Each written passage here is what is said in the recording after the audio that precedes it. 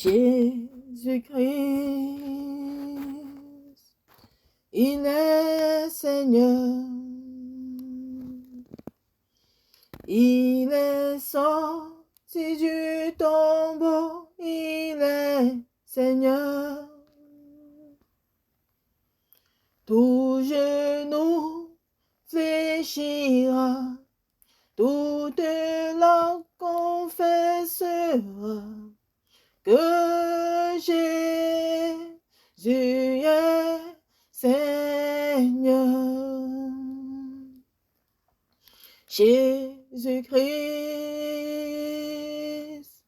il est Seigneur. Il est sorti du tombeau, il est Seigneur. Tout genou fléchira, toute langue confessera que Jésus est Seigneur. Oui, Seigneur, tu es Seigneur, Père. Oui, Jésus-Christ est Seigneur. Jésus-Christ est Seigneur pour des siècles, des siècles. Qu'il pleuve ou qu'il neige, que l'homme le veuille ou pas, tu demeures Seigneur, Père. Et parce que tu demeures Seigneur, tout genou fléchira la mention de ton nom. Parce que tu demeures Seigneur, oh, toutes les œuvres des ténèbres fléchiront la mention de ton nom au nom puissant de Jésus Nazareth. Et toi-même, toi seul veilleras, Père, à ramener ton peuple à toi. Toi seul veilleras, Seigneur, à les ramener à toi, Seigneur. Parce que c'est la raison pour laquelle tu es mort sur la croix de Golgotha. Tu es mort afin que ton peuple demeure libre pour te servir, quel qu'en soit le monde dans lequel il se trouve. Tu es Seigneur. Sois encore glorifié. Sois encore magnifié en ce moment. Merci pour ton message que tu nous donnes, Père. Et merci pour la grâce que tu me donnes, Père, de partager ce message avec mes frères partout dans le monde entier. Que toi seul touche nos cœurs, que toi seul saisis nos cœurs. Enfin, Père, qu'ensemble, nous nous levons comme des guerriers pour te louer, pour t'adorer et pour marcher exactement comme tu le désires. Merci, Jésus. Shalom, shalom, peuple de Dieu. Bonjour, bonsoir partout, à mes frères partout dans le monde entier. Que la gloire et l'honneur soient rendus au Seigneur pour chacun de nous. Soyez bénis, soyons tous bénis dans le nom précieux de notre Seigneur Jésus Nazareth. Oui, je viens encore, mes frères et sœurs, partager avec vous le message de notre papa, de notre amour, de notre seul amour fidèle, ami fidèle et tendre. Il s'appelle Jésus Nazareth. De ce papa qui nous aime tellement, bien aimé. C'était en juin 2022. J'étais juste après ma prière, je m'étais couchée dans le songe. Le Seigneur m'avait fait grâce où lui-même m'enseignait. Parce que la plupart du temps, c'est lui qui m'enseigne. C'est lui qui m'explique beaucoup de choses, lui-même. Et parce que c'est ce que je lui demandais chaque fois lorsque je le cherchais. Que Seigneur, tu as dit dans ta parole, tu es le pasteur, le gardien de mon âme. Alors, je veux voir ça dans ma vie. Je veux que tu m'enseignes. Je veux que tu sois le gardien de mon âme. Je veux que tu sois le pasteur de mon âme. Et il m'a fait cette grâce où c'est lui qui m'enseigne constamment. Donc ce jour, le Père m'avait fait grâce où il m'enseignait. Et lorsqu'il m'enseignait, il y a un point que je ne comprenais pas. Alors, il m'a fait grâce, il m'a donné la réponse. Il m'a donné la réponse à ce que je ne comprenais pas. Il me dit, Sodome et Gomorrhe représentent le monde. Dès qu'il m'a dit ça, le son s'est arrêté là. Mon frère, ma soeur, ton Père, mon Père, notre Père à tous, Jésus Nazareth, notre Seigneur, lui-même dit de sa propre bouche que Sodome et Gomorrhe représentent le monde dans lequel nous vivons actuellement. Ça veut dire quoi, bien-aimé? Qu'il est temps qu'on se réveille du sommeil. Qu'il est temps qu'on prenne conscience et qu'il est temps qu'on revienne à la base, qui est le Seigneur Jésus de Nazareth.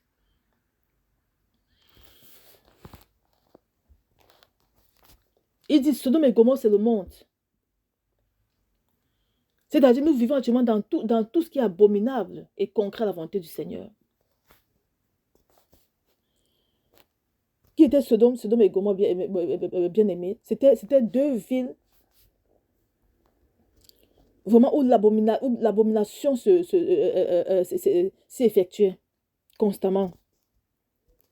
Sodome et Gomorrhe étaient considérés comme des lieux régnants débauche et dépravation. C'était des villes synonymes d'offense envers Dieu. De nombreuses pratiques, surtout sexuelles, y étaient exercées de façon libérale. Chacun faisait comme il voulait. La veuve n'était pas respectée. Les orphelins étaient marginalisés. Les gens, le plus fort écrasaient le plus faible. Chacun faisait comme bon lui semblait. Les habitants de Sodome et Gomorrhe étaient accusés de tous les crimes abominables. Et à cause de leur agissement malsain, le Seigneur avait décidé de détruire par le feu et le soufre Sodome et Gomorrhe. Peuple de Dieu, tellement l'abomination était grave que ça arrivait jusqu'aux oreilles du Seigneur. Il a dit non, ça c'est gros. Ça, ils ont tellement des sémences, des ténèbres en eux qu'il faut que j'ai retire ça devant mes yeux. C'est trop grave. La parole de Dieu dit dans Genèse 19, verset 5.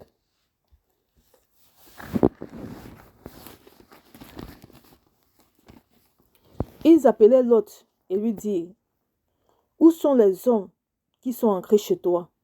Cette nuit, fais-les sortir vers nous pour que nous les connaissions. Nous voyons à quel point c'était grave. Tellement ils étaient remplis de ténèbres qu'ils n'avaient même pas pu discerner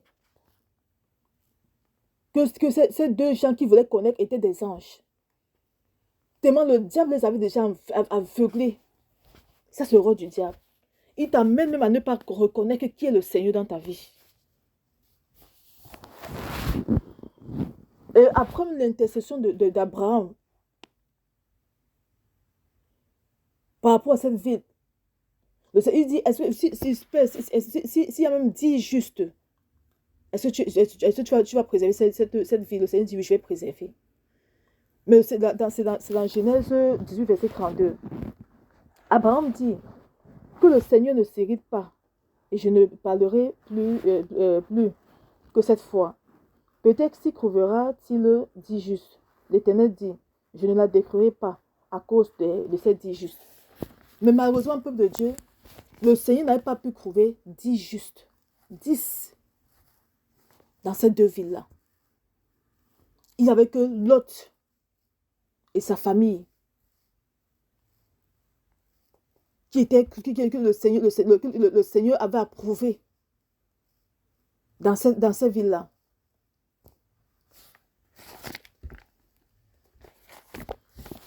Bien aimé, lorsque le Seigneur nous parle de Sodome et Gomorrhe,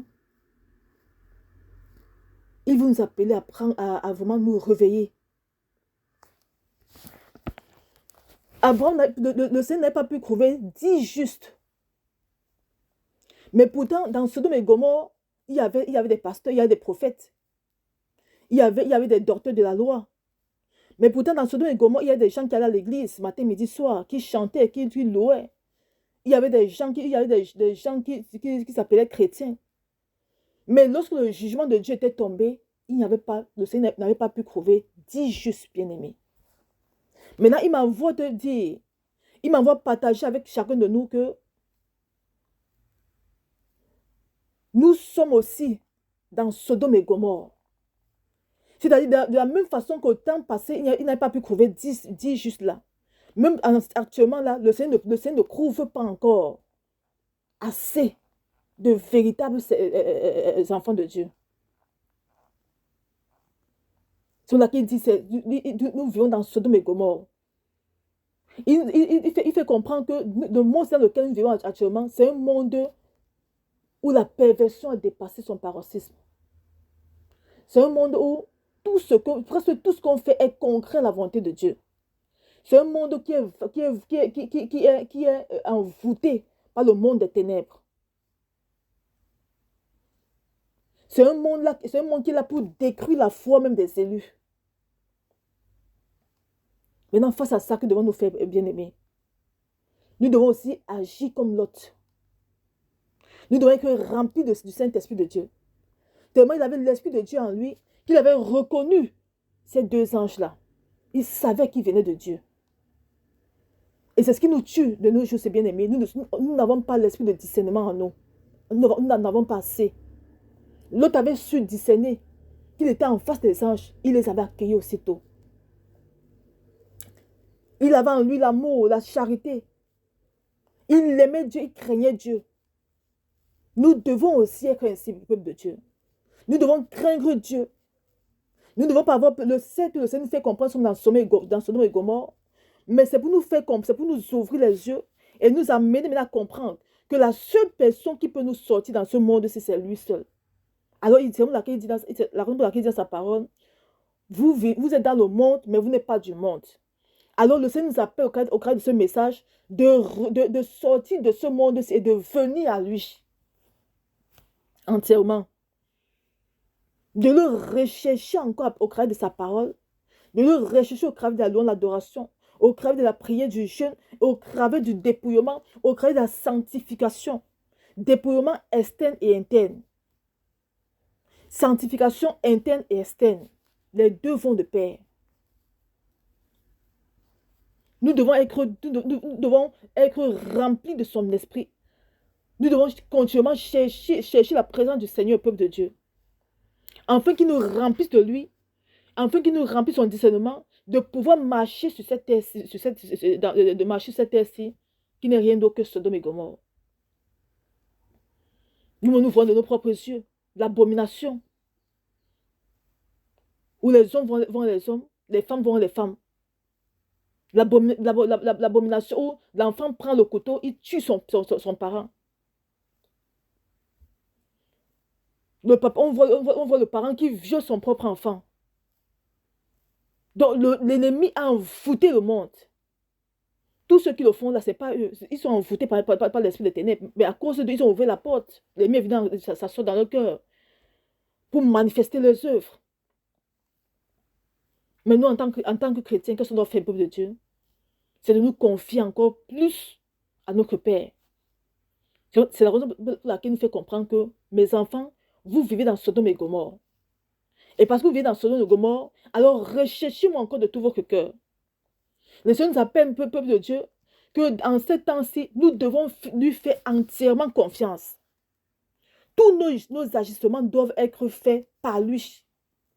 Nous devons le consulter en toutes choses. De la même façon que le roi David, on dit dans la parole que le roi David consultait le Seigneur en toutes choses. Voilà ce que notre attitude dans ce temps-ci, bien-aimés. Ne rien faire sans consulter le Seigneur. Sinon, les probabilités seront réunies pour que tu ne réussisses pas cela. Parce que tu vis dans un monde impur. Et la seule personne qui peut purifier tout ce que tu fais, c'est le Seigneur. Alors, il faut lui demander toutes choses afin qu'il t'oriente. Quel qu'en soit le projet que tu veux faire. Même si tu veux voyer, tu dis, Père, voici le projet que je veux faire. Qu'est-ce que tu en dis de ça? Il va t'orienter. Tu entres dans le jeûne, dans la prière, tu pries, il va t'orienter, peuple de Dieu. C'est temps-ci qui arrive là. Le Père dit, nous sommes dans Sodome et Gomorrhe. Alors nous devons encore plus le rechercher. C'est-à-dire, aucun pasteur ne doit être notre référence. Notre référence doit être Jésus Nazareth. Maintenant, c'est lui qui doit nous dire qui nous devons écouter pour être nourris par sa parole.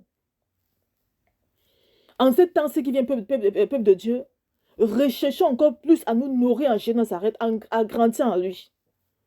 Arrêtons d'aller dans des oreilles pour écouter qui est bon pasteur, qui est mauvais pasteur.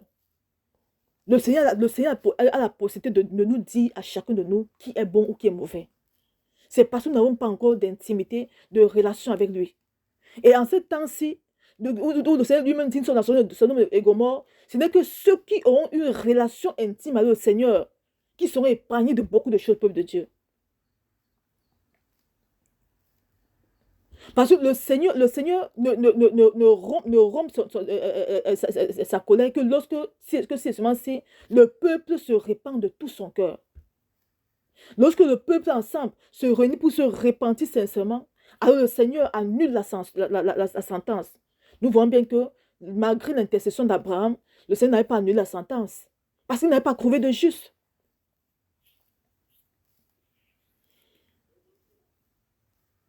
Peuple de Dieu, le Seigneur est en colère contre nous. Je dis ça par rapport à ce qu'il me dit chaque fois.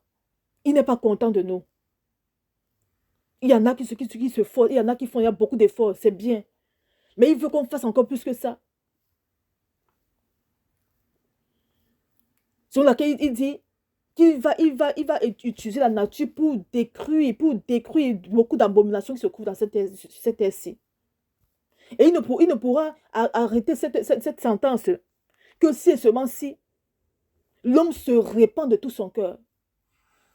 Parce que lorsqu'une parole sort de la bouche du Seigneur, la seule chose qui peut annuler ces paroles, c'est la repentance sincère. Il n'y a pas autre chose. Tant qu'il n'y a pas une repentance, ce qu'il a dit va s'accomplir. La seule chose que l'intercesseur peut faire, c'est de dire, Père, préserve tes enfants. Père, réduis la sentence. C'est la seule chose là-bas. Sinon, ça va s'accomplir.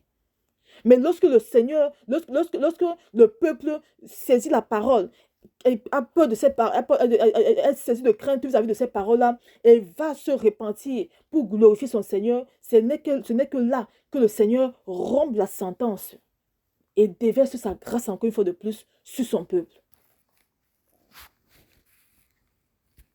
Alors, peuple de Dieu, le Seigneur nous appelle à prendre conscience que nous sommes actuellement dans Sodome et Gomorrhe. Et dans Sodome et Gomorrhe, nous devons encore nous accrocher à lui. Nous devons faire toutes choses par lui, peuple de Dieu. Parce que si tu ne fais pas toutes choses par lui, alors le diable va t'utiliser comme il veut. Il va t'amener à échouer dans tout ce que tu fais.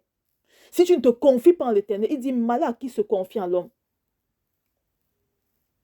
Malheur à qui se confie en l'homme. Donc, ces temps-ci, nous devons tous nous confier à Jésus qui est Nazareth, le peuple de Dieu. Parce que beaucoup d'hommes, les démons sont déjà sortis pour posséder les corps, pour posséder les gens. Alors, si tu te confies à l'homme, alors sache que tu vas tout droit, tout droit vers la déception. Maintenant, tu dois te confier en Jésus, enfin maintenant qu'il te dise avec quel homme marcher sur cette terre-ci. Enfin qu'il te dise à qui faire confiance sur cette terre-ci, peuple de Dieu. Le Seigneur doit être notre lumière en ce temps-ci. Il doit être notre boussole en ce temps-ci. Il doit être la seule parole qu'on écoute en ce temps-ci. Il doit être notre espoir en ce temps-ci. Il doit être notre seule ressource en ce temps-ci, peuple de Dieu.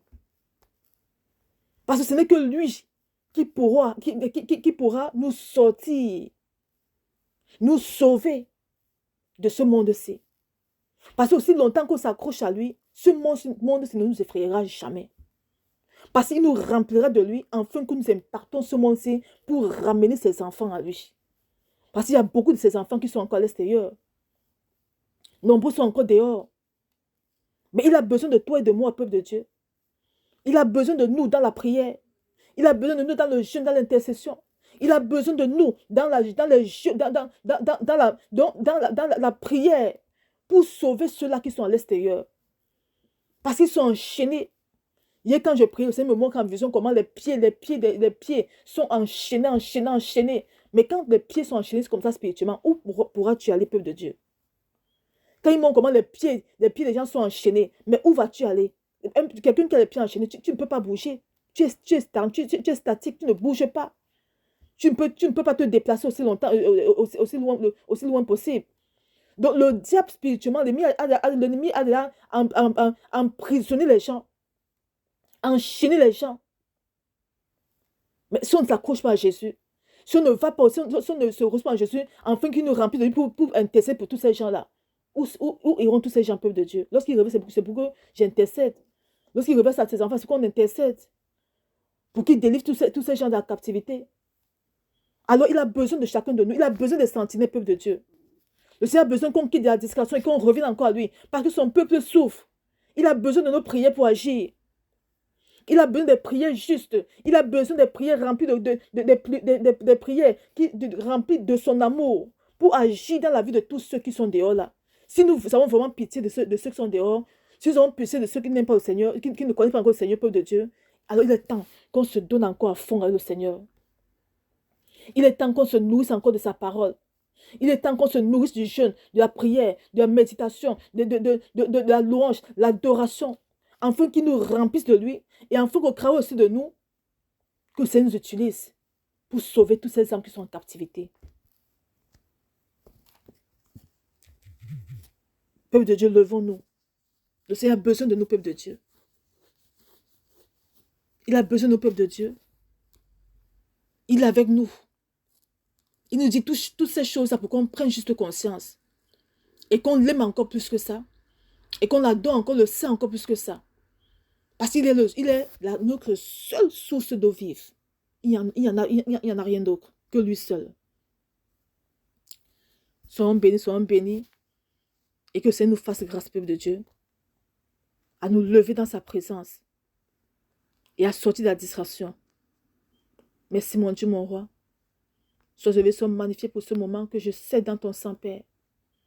Merci pour ton message qui nous amène encore à prendre conscience, à comprendre que dans ce temps de Sodome et Gomorrhe, nous devons encore te faire confiance plus qu'avant. Nous devons encore nous donner à toi entièrement. Nous devons encore te chérir, t'adorer, te louer, afin que tu nous utilises aussi pour sortir les âmes de la captivité. Pour ta seule gloire, Jésus. Je le sais dans ton sang et que toi, ce soit conquérant de tout, Père. Merci, mon Dieu, mon roi. Amen.